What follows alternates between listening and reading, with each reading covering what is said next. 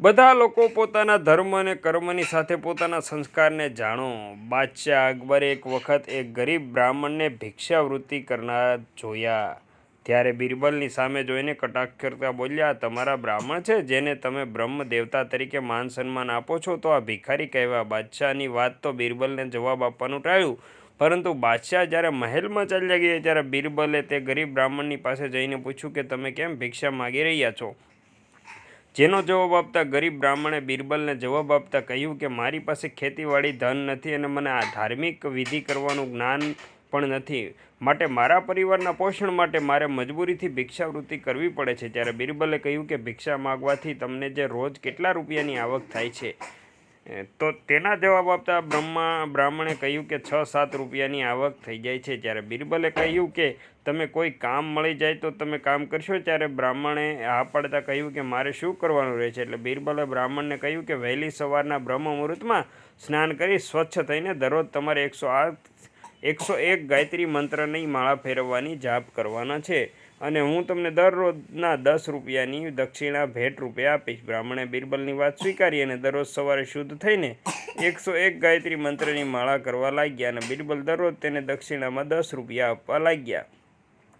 બ્રાહ્મણની શ્રદ્ધા અને ઈમાનદારી જોઈને બિરબલને થોડા દિવસ પછી 151 માળા કરવાનું કહ્યું અને તેની દક્ષિણા પણ વધારી આપી। ગાયત્રી મંત્રના પ્રભાવથી અને તેને મળી રહેલી દક્ષિણાથી બ્રાહ્મણની બધી ચિંતા ચાલી ગઈ અને મંત્ર જાપના તપથી બ્રાહ્મણનું મોઢું એકદમ તેજસ્વી થઈ ગયું અને હવે અન્ય લોકો પણ બ્રાહ્મણ તરફ આકર્ષિત થવા લાગ્યા અને ભેટમાં અનેક ચીજ વસ્તુ આપતા હતા અને હવે બિરબલ પાસેથી મળતી દક્ષિણાથી પણ વધારે આવક થવા લાગી હતી, પરંતુ હવે તે ગરીબ બ્રાહ્મણને આપવામાં આવતી ભેટનું પણ આકર્ષણ રહ્યું ન હતું। બેઠા બેઠા ગાયત્રી મંત્રના જાપ કરવામાં તેને આનંદ હતો।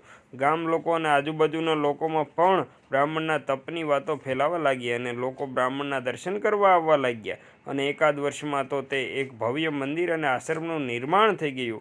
આ બાજુ બ્રાહ્મણની પ્રસિદ્ધિના સમાચાર અકબરને મળ્યા ત્યારે અકબરે પણ બિરબલ સાથે લઈ અને દર્શન કરવા માટે જવાની ઈચ્છા વ્યક્ત કરી અને શાહી ઠાઠમાઠને ભેટ સોગાદો સાથે બ્રાહ્મણ પાસે પહોંચ્યા અને બ્રાહ્મણને ભેટ અર્પણ કરી બ્રાહ્મણને પ્રણામ કર્યા। ત્યારે બિરબલ અકબરને પૂછ્યું કે તમે આ બ્રાહ્મણને ઓળખો છો?